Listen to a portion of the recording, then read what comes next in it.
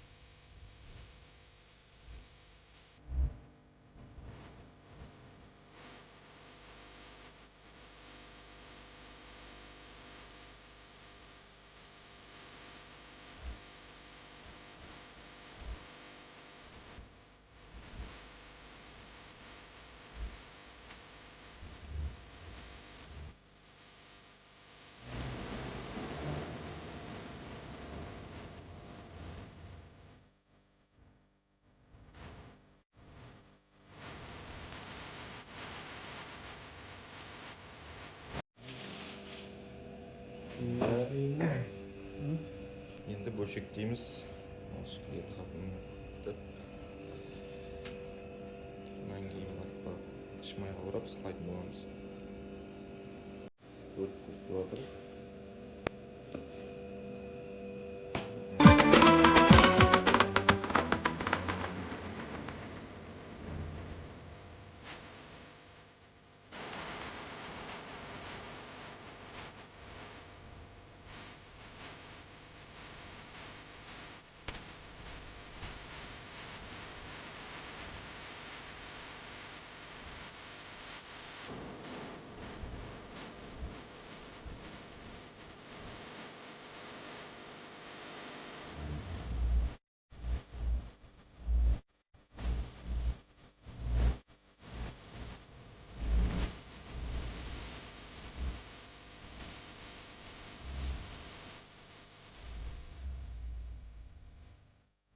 Мына жуып печеньіміз дайын, енді рецепттерін қосамыз.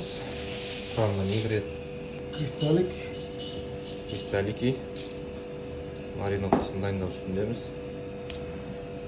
Кинза, ой, бұрыш, қара бұрыш.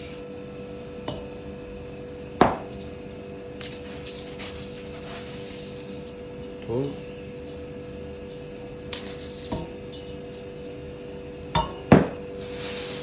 Және де зира. Біздің печеньімізге осылар қосылады.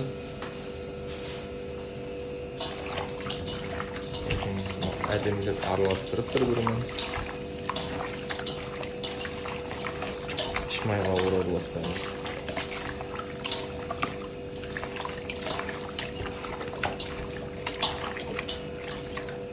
Sizin bir 5 minut tursun ya.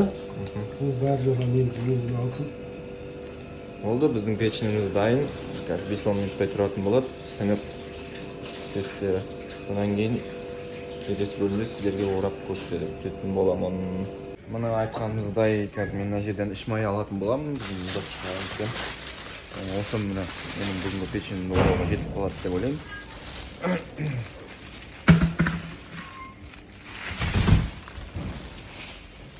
Солай әкеліп, осы ваннаға саламыз да су толтырамыз. Толтырып,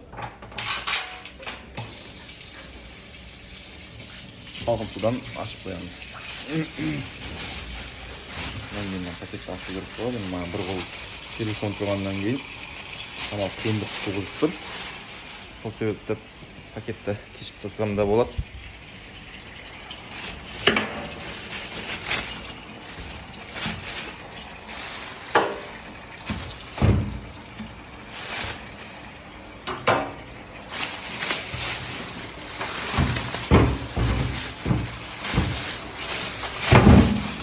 Şmayı. Ерігеннен көрсететін боламыз сіздерге қандай болатын. Қой салып кетеміз. Мына біздің іш майымыз еру үстінде. Бағана қатып тұрған болатын. Осы іш майға жаңа дайындаған печеньімізді орайтын боламыз қазір.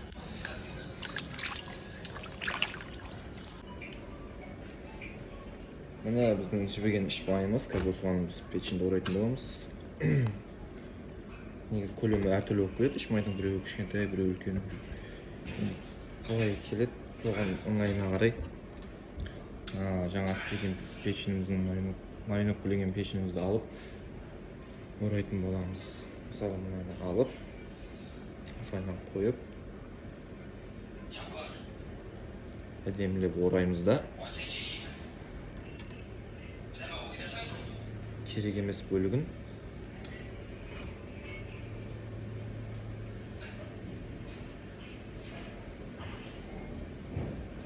кесіп алып тастаймыз.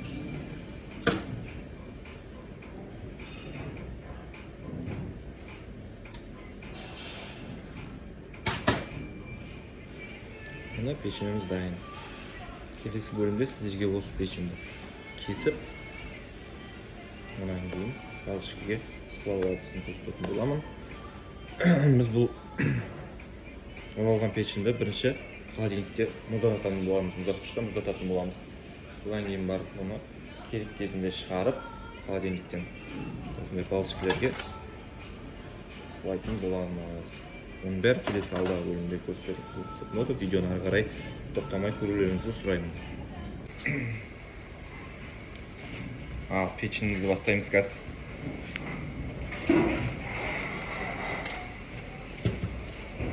Бұл бізде іш майға оралған печень.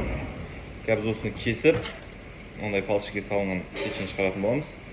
Алда айтып өткенімдей печеньнің дайындалуы және оған қосылатын заттардың барлығын түсіндіріп өттім. Енді осы кезекке келдік. Бұл кезеңде печеньді алып, жіңішкелеп кесеміз. Палшыққа салу үшін.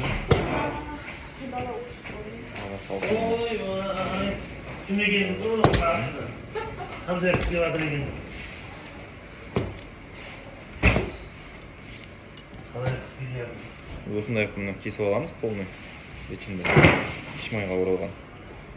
Содан кейін балшыққа тығуды бастаймыз.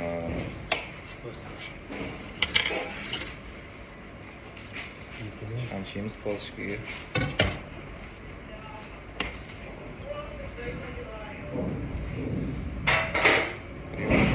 Әр балшықта 500 грамм болады бізде.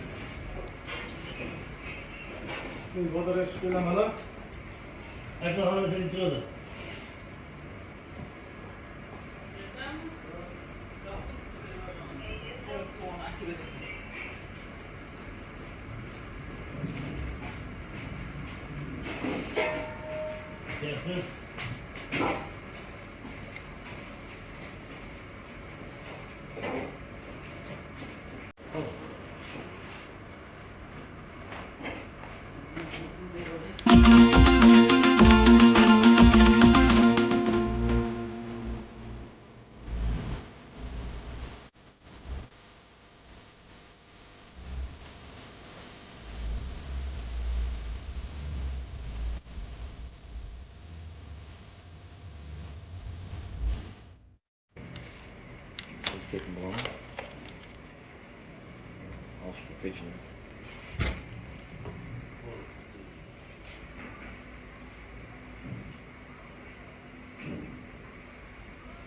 Бұл бізде барбекю сетка. Бұл шашлыктерді осы сеткіге қойып пісіруге болады. Және мангалға осылайынан қойып пісіруге болады.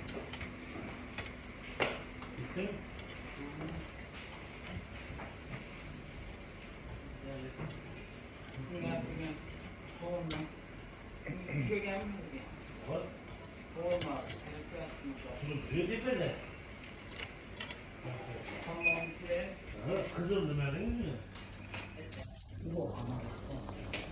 Kızıl soğuk var. Печеньіміз сеткіде осылайынан салынатын болады.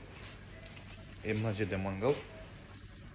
Заказ шыққан кезде осы мангалға қойып пісіретін боламыз. Мұрат ака, Ақмол аға, ұсталар. Саламатсыздар ма? Құлайдан çoğu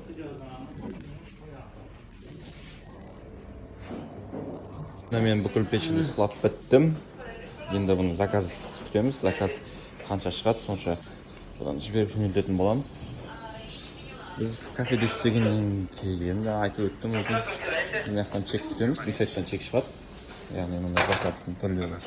Мысалы, ұтқа біреу, баранина үшеу деген сияқты. Біз бұл заказдарды алып қоямыз. Сол себепті біз мынандай алдын ала заготовка істеп қоямыз.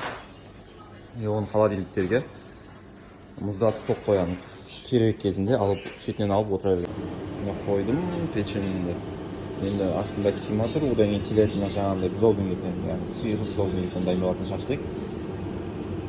Сол алдағы уақытта көптеген тағы шашликтің түрлерін көрсететін боламын, қалай дайындалатынын. Каналға тіркеліңіздер, таратыңыздар. Егер пайдалы болып жатса, тағы да басқа шашликтің түрлерін, мариновкасын қалай дайындалуын, сүйектен қалай ажыратуын, баранинаны сүйегінен қалай ажыратуын білгілеріңіз келсе, каналға тіркеліп өтулеріңізді сұраймын.